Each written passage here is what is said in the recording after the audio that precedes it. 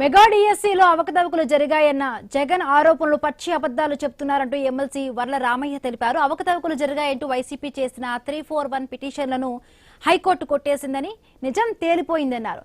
Open debate కు రమ్మని లేదా అసెంబ్లీకి రమ్మని తన అనుమానాలు క్లియర్ చేస్తామంటూ కూడా లోకేష్ సవాలు విసిరిన జగన్ సమాధానం లేదని విమర్శించారు.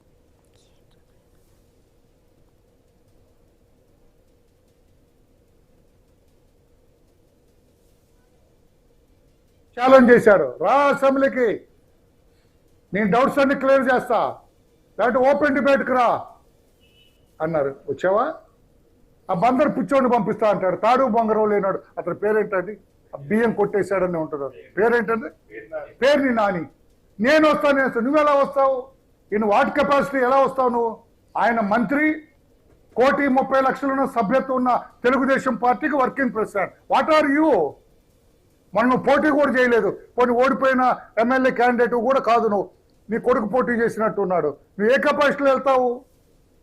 లోకేష్ బాబుకి నువ్వు ఎలా అవుతావు? అతనంటే ఎమ్మెల్యే, మాజీ సీఎం. జగన్మోహన్ రెడ్డి ఎమ్మెల్యే, మాజీ సీఎం. అతను ఎలిగేషన్ రైజ్ చేస్తున్నాడు. ఇతను ఆన్సర్ చేయాలి క్యాబినెట్ మినిస్టర్గా, ఒక పార్టీకి working president. Both will SIT.